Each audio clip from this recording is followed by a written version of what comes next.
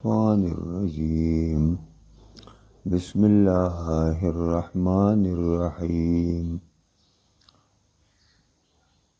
ياسين والقرآن الحكيم إنك لمن المرسلين على صراط مستقيم تنزيل العزيز الرحيم لتنذر قوما ما أنذر آباؤهم فهم غافلون لقد حق القول على أكثرهم فهم لا يؤمنون إنا جعلنا في أعناقهم أغلالا فهي إلى الأذقان فهم مقمحون وجعلنا من بين أيديهم سدا ومن خلفهم سدا فأغشيناهم فهم لا يبصرون وسواء عليهم أأنذرتهم أم لم تنذرهم لا يؤمنون إنما تنذر من اتبع الذكر وخشي الرحمن بالغيب فبشره بمغفرة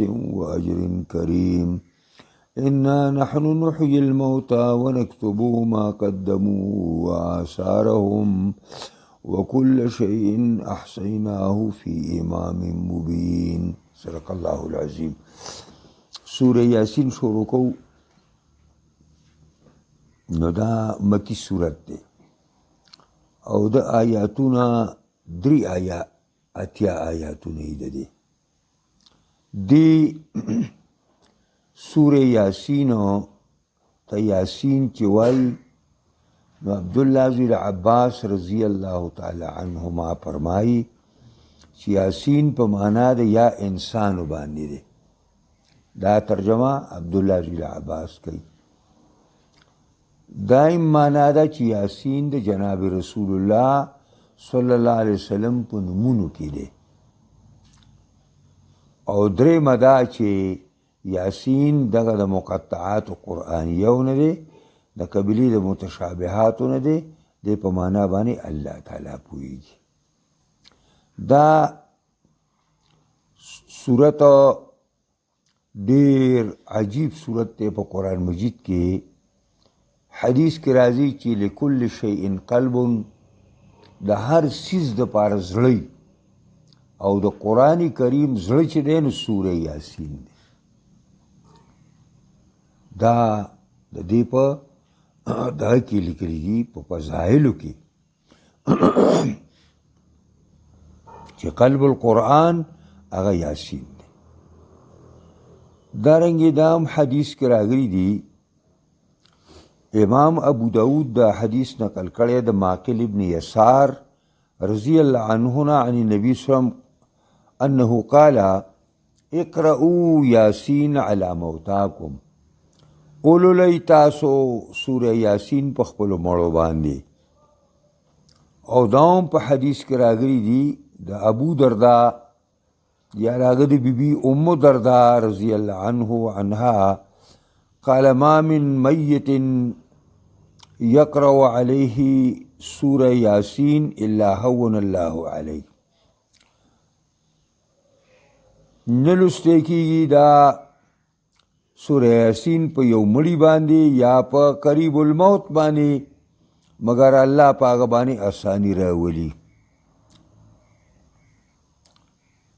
او دام پر روایتو کراگلی دی چی سورہ یاسین سڑے د شپې تلاوت کی ابتغاء وجه اللہ دا اللہ دا رضا دا پارا نو غفر اللہ لہو پی تلک اللیلہ دا کشپا کے ورطا اللہ تعالی معافی کئی نو دیر لوی پزیلتو نئی دی صورت دیکھ درے مسئلے ذکر کی گی یو کما چی محور صورت ورتوائی او موضوع خاص ورتوائی نو آگا اثبات دا قیامت دے او اثبات دا جزا و دا سزا دے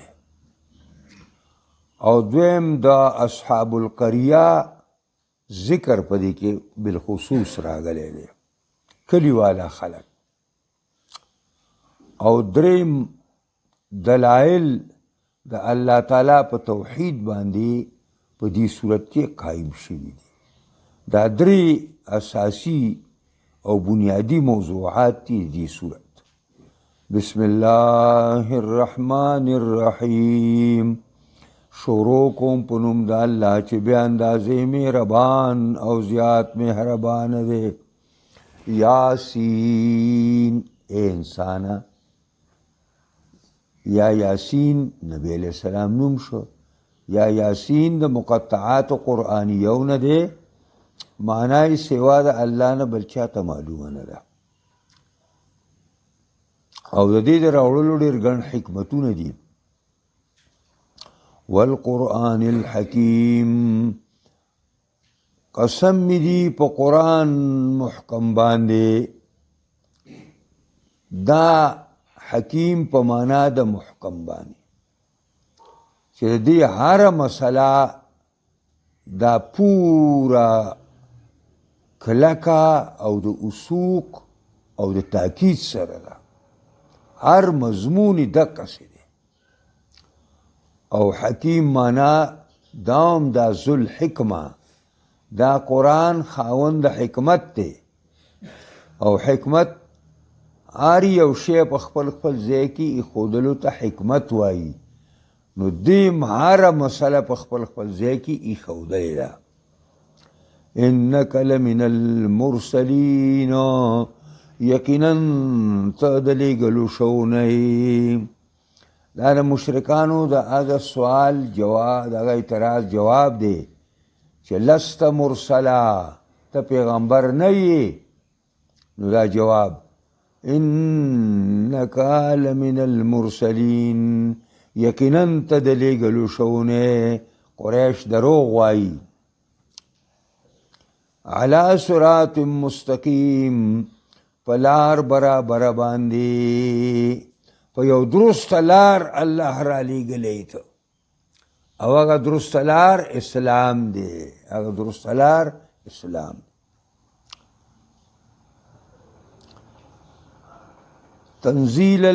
تنزیل العزیز الرحیم، دا تنزیله چې منصوب شي نو معنا دا ده امدح التنزیله عن التنزیله.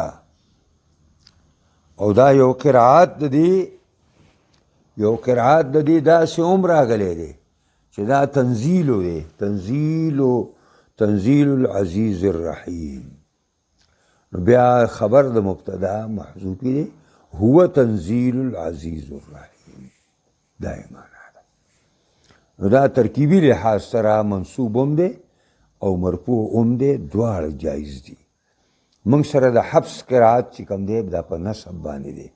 د دې ته به امدحو راوباسي، اعنی به ورته راوباسي، فعل به ورته راوباسي، فعل ناصبه هغه به ورله نصب ورکړي. او دا د مشرکانو د هغې سوال جواب دی چې هغوی به ویل دا قرآن دی د ځانه سازئ. نو جواب راغی چې دروغ وایي. دا قرآن د محمد مصطفی تصنیف نه دی، دا تنزیل د زورور خدای مهربان دی. دا هغه تنزیل دی.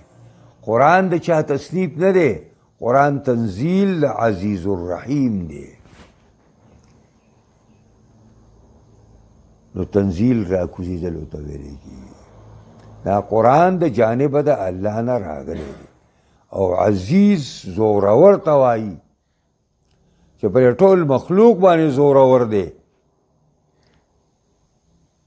دی چې څه کوي د چا پکې څه کار نشته، او د ده د هر چا په کار کې به کاري. او رحیم دی، بې اندازې مهربانه دی په بندګانو باندې. اوس د سره پاره الله ته راولېږلې لتنذر قوما ما انذر آباؤهم فهم غافلون. دې دپاره چې ویرې ته یو قوم لره چې دا قریشیان دي. ما انذر آباؤهم نه دي یرولی شوي پلاران د دوی، فهم غافلون پس دوی کامل غافلان دي. پورا پنا خبرۍ کې او په جهالت کې پراته دي. د جهالت سرونه دي، سرونه.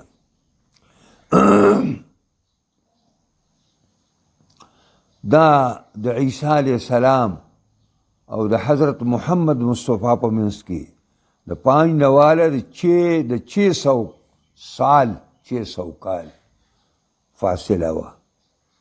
د دونه اوږده زمانه کې زمانه فترت دې ته ویلی کېږي. د فترت په زمانه کې دوی چې د اسماعیل علیه السلام د کم وخت نه وفات شوی دی نو قریشو ته پیغمبر نه دی راغلی. دا د زرګونو کالو په اندازه باندې بیا دین سازیږي، زرګونه کاله. په دې کې دوی ته څوک یرونکی څوک پیغمبر نه دی راغلی. نو چې نه دی راغلی دوی په کامل غفلت کې دي او په کامل جهالت کې دي. او دې نه جهالت نور لوی سی چې سړی ګټو ته سجدې کوي او د ګټو نه خیر او شر غواړي. بیا یو سړی قبر له ځي او د قبر نه خیر او شر، د دې نه زیاته کم عقلي او بې وقوفتوب په دنیا کې بل څه شی کېدی شي. دا بدعتیان مولیان خوار شوي چې کوم دی نو دا د شرک حمایت کوي. که ته ورته ووایې وایي ښه دا اوس وګوره دا د نیکانو صالحانو سپکه کوي. هلکه موږ یې کله سپکه کړې؟ موږ یو دا خو د خدای نیکان بندګانو الله ته تلي دي. د دوی چې څه عمل دی هغه د هغوی دی. ما او تا له پکې څه حصه نشته. ما او تا سره هېڅ نشي کولی. دا خو ځان له مړه دي، زموږ دعا ته محتاج دي. دا روح المانی یو ځای کې لیکلي ده چې ملمیتو فی القبر الا کالغریق المتغوص. وایي د مړي مثال په قبر کې د هغه ډوب شوي سړي دی چې سیلاب یې والي او چغې وایي چې ما در ونیسئ ما در ونیسئ. هغه داسې زموږ دعاګانو ته زموږ صدقاتو ته محتاج دي. او موږ ځو د هغې نه سوال کوو چې ماله څه راکړه. د دې نه زیات کم عقلتوب په دنیا کې نور څه کېدی شي چې هغه موږ ته محتاج دي او موږ وایو نه نه موږ دوی ته محتاج یو.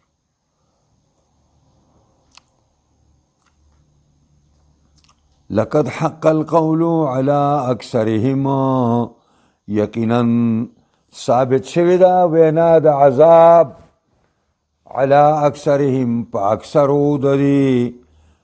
اکثرو د دې کفارو باندې په هم لا یؤمنون پس دوی ایمان نه راوړي. ابلیس دومره لوی کار کړی دی او دومره لوی محنت یې کړی دی، دونه زیات یې ځان ستړی کړی دی چې څنګه د الله په دربار کې ویلو چې ای الله د دې آدم د وجې نه تا زه لعنتي کړم، د جنتونو نه دې راوویستم، لأحتنکن ذریته اجمعین.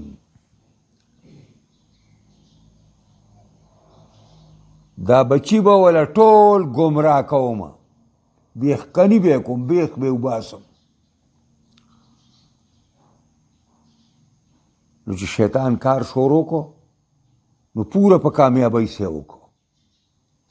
نو قرآن بل ځای ویلي چې ولقد صدق علیهم ابلیس ظنه، رښتیا ورته ورسو ابلیس په دې انسانانو باندې خپل اټکل او ګمان لره. د الله دربار کې یو اټکلي خبره کړې وه چې زه به ټول ګمراه کومه، ټول به ګمراه کوم. هغه اټکل یې پې رښتیا ورته ورسو، رښتیا یې ټول ګمراه کړه. نن د دنیا پرې سطحه باندې نظر واچوه، که دا روسیان دي او که چینیان دي او که دا امریکانیان دي او که یورپیان دي او که دا هندوان دي او که دا سیکان دي او که دا براینام ټونګټت مسلمانان دي، دا ټول په خپل لپیټ کې راګیستي، ټول یې ځان پسې ودرولي دي، ټول یې خپل کړي دي، ټول یې ملګري کړي دي. نو الله رب العزت هم ورته جواب ورکړی دی چې ورځه پې خپل سواره پوجونه او پیدل پوجونه په دې انسانانو باندې وروز غلوه زما دې په خپل ذات باندې قسمی لأملأن جهنم منك وممن تبعك اجمعین جهنم بستا او ستا د تابعدارونه ډک کم ډک هېڅ پروا مې پرې نشته چې ستا مني او زما د پیغمبرانو نه مني ستا مني او زما نه مني نو زه به هم جهنم ډک الله فرمایي انا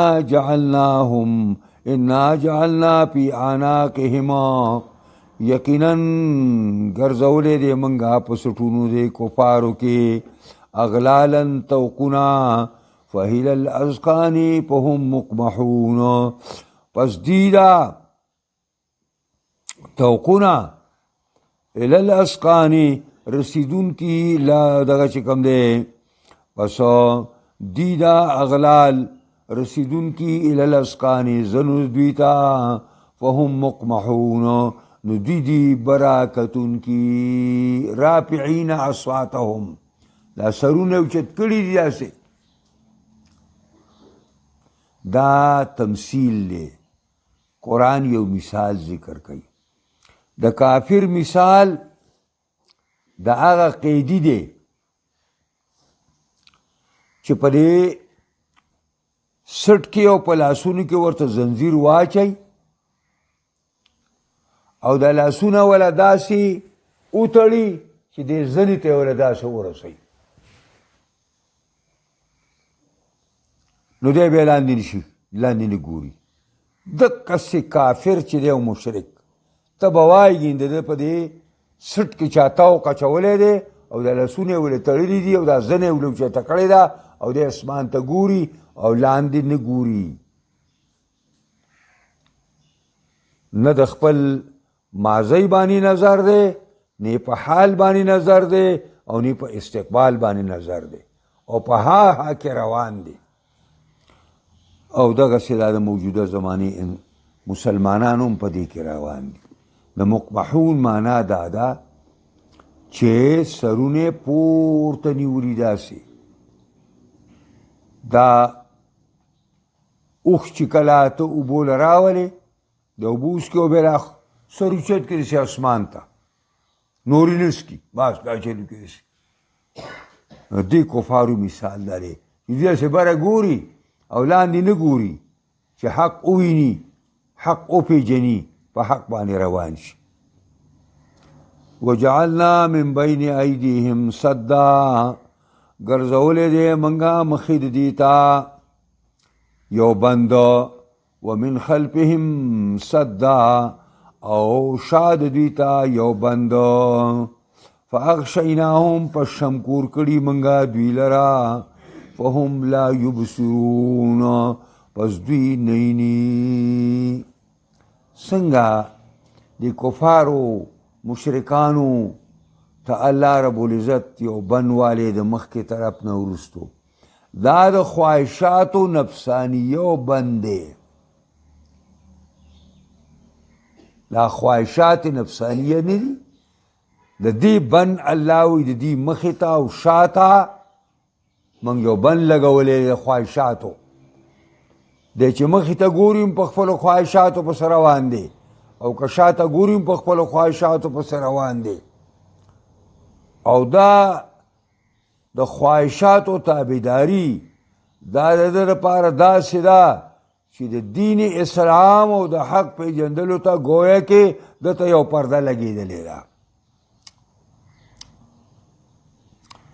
نو په اغشیناهم موږ شمکور کړي دي لره دا شمکور دی ته وایي چې د ورځې نظر لګي خو د شپې نظر نه لګي روغ سړی به او هېڅ به نه نو په هم لا یبصرون داسې نه ني نه حقې ني نه حق پرستی ني او په باطل پرستو په بېدینو پسې دي وسواء علیهما برابر دا پدی مشرکانو انذرتهم که یری دوی لرا ام لم تنذرهم او کنه یری لا یؤمنون ایمان نروڑی. مطلب داره چې رابلل ستا او نه رابلل ستا دا د دوی په حق کې برابر دی. دوی د ټس نه مسکیږي نه په تقریر کار شته او نه په وعظ کار شته او نه په قرآن کار شته او نه په حدیث کار شته.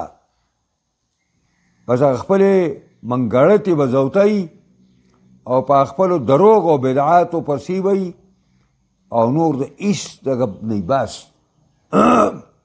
نو قرآن ویلی چې برابر ده په دې کفارو باندې ته یری دوی لرا وعظ او نصیحت ورته کوي ام لم تنذرهم او کنه نه یری یعنی وعظ او نصیحت ورته نه کې لا یؤمنون ایمان نه راوړي.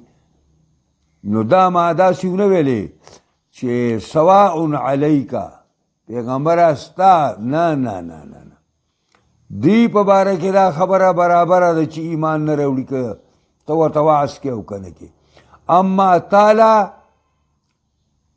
کوم اجرت او اجر چې دی الله تعالی تا ته په دې وعظ او نصیحت درکوي. د دې معنا دا نه ده چې کوم خلک نه مني نو ته به ورته نه وې.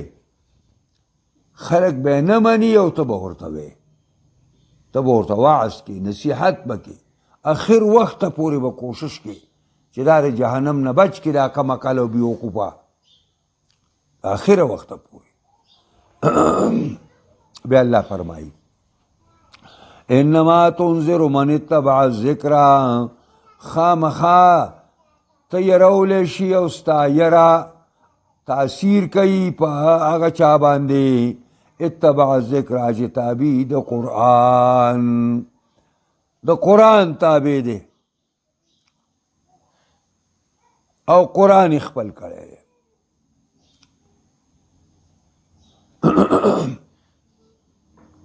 وخشی الرحمن او یریږي د مهربان بادشاه نه بالغیب په نه لیدلو سره.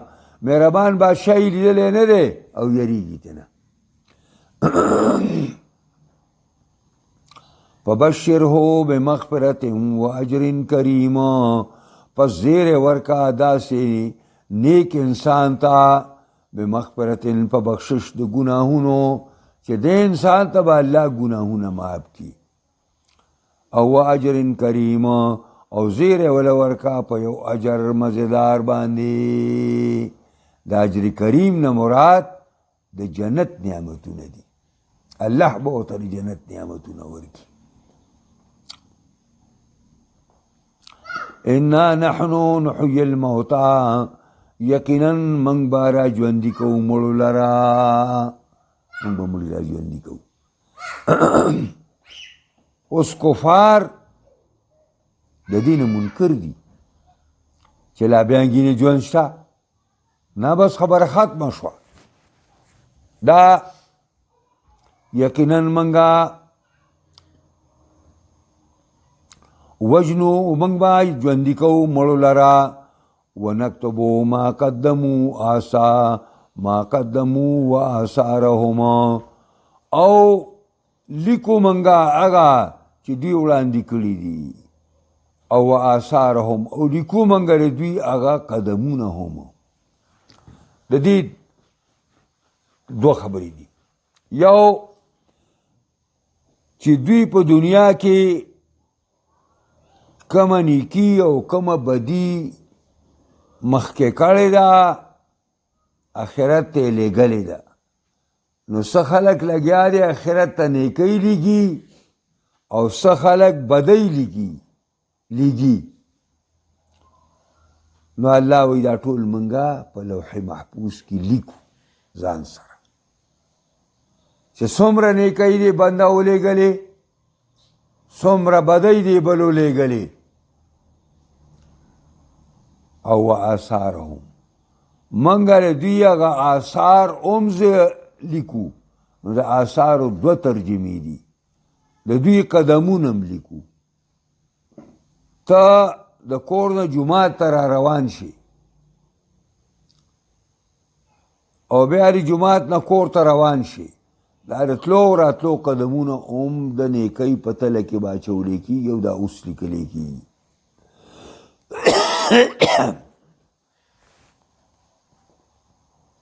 بنو سلیمه یو مشهوره قبیله ده په انصارو کې. دا د مدینې په یو طرف کې اوسېدل.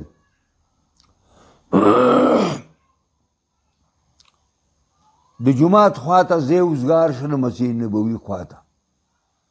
بنو سلیمه اراده وکړه چې موږ دې ته ور منتقل کېږو، جومات ته به نږدې شو. نبی اکرم خبر شو، نبی علیہ السلام ورته ویل چې بنو سلیمه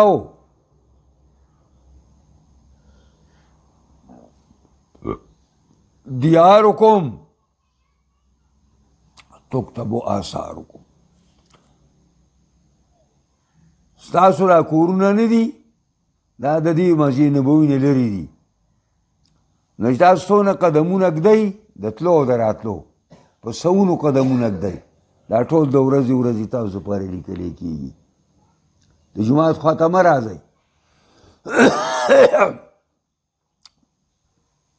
او د دې دوه مطلب یو دا چې دې کې دونه لوی اجر دی، بله دا ده چې هغه زمانه ډېره زیاته د یرې زمانه وه، د هر طرف نه مشرکان په مدینه باندې حملهور، او دا یو پلو د ښاریې په دې کې بنو سلیمه آبادو کلکه قبیله وه. نو دا چې راځي نو دا علاقه خالی کېږي دښمن ته، د راتلو دپاره هغه ته به اساني. نو دواړه خبرې پکې وشوې. او دا آثارهم دا مانم ده چې چا د نیکۍ یو قدم کېښوده، د نیکۍ یو بنیاد یې کېښوده، او په دې باندې د قیامته پورې خلک عمل کوي د نیکۍ په دې کار باندې، نو دا هم د دپاره لیکلی کېږي. او یو سړي د بدۍ بنیاد کېښوده، د شرک بنیاد ایښی دی، د دهریت بنیاد ایښی دی، د الله نه د بغاوت بنیاد ایښی دی، دا ټول لیکلی کېږي. دې باندې چې څونه عمل کوي تر قیامته پورې دا به دې یار ته رسي.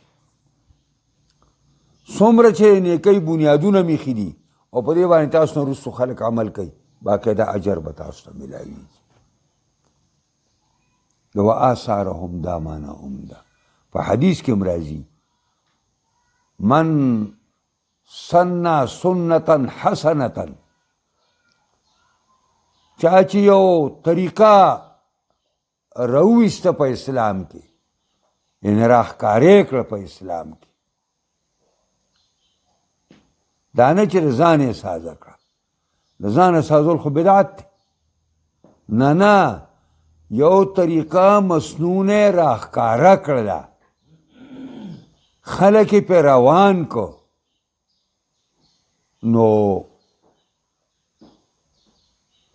فله اجرها و اجر من عمل بها، دی چې په خپله پې عمل کوي هم د ته به اجر ملاویږي، او چې د قیامته پورې په دې باندې څونه خلک عمل کوي د هغه ټولو په اجر کې به د برخی، سوا دې نه چې د هغې د اجر نه به کټوتي نه کېږي، چې د هغې د اجر نه به یې راکټ کوي دله به یې ورکوي، نه هغې له خپل اجر په خپل ځای پوره ورکوي الله،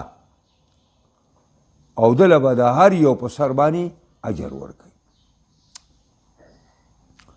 او من سن سنتا سیئتا فی الاسلام، چا چې ناکاره طریقه په اسلام کې راښکاره کړه او ناکاره طریقې په اسلام کې ایجاد کړه او خلک په غلطه باندې روان کو، نو فله وزرها و وزر من عمل بها، د لپاره خپل بوج او ګناه هم ده، او ګناه د هغه چا هم ده چې د قیامته پورې پې عمل کوي.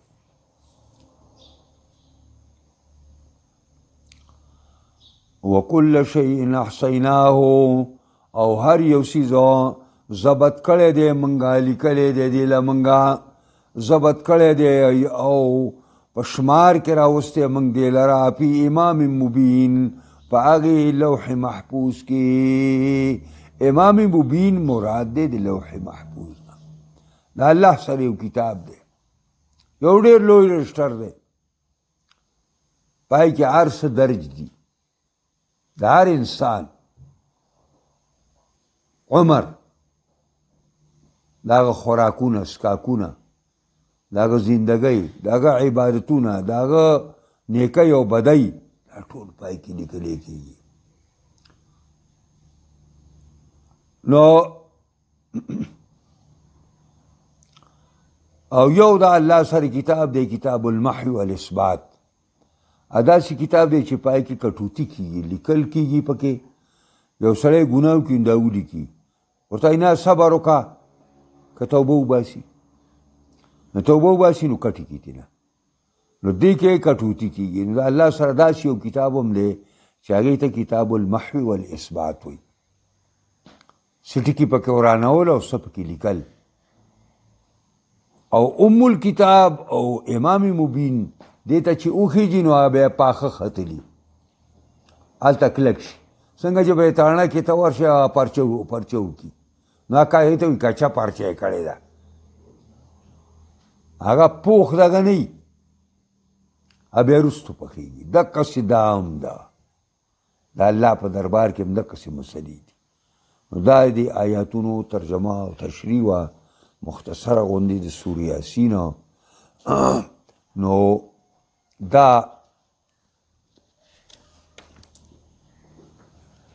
په دې کې یو څو خبرې رالې.